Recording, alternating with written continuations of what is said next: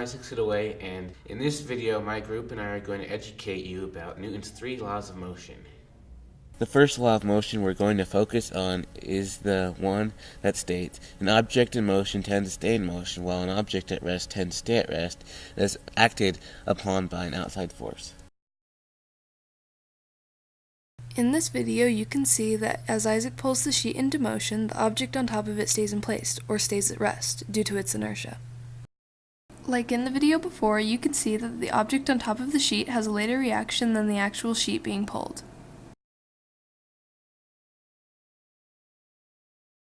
Newton's second law of motion states force equals mass times acceleration.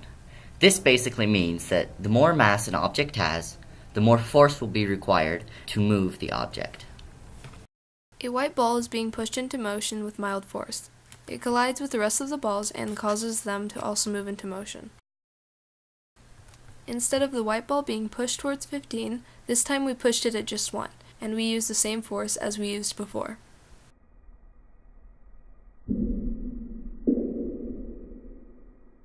It is obvious that the ball that was hit had a lot more speed and distance than the 15 balls before. This is because of the differences in mass.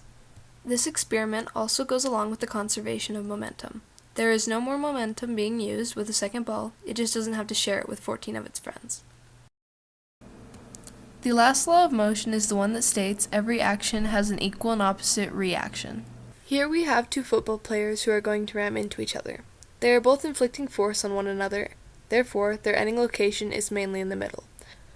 But representing this law does not have to be as extreme as that. A simpler example would be just placing a pack of wipes on a table. The wipes are pushing down on the table with how much gravity is pushing down on it, but there's a reason that they aren't just falling straight through the table or breaking through it. The table is pushing back an equal yet opposite force back on the wipes.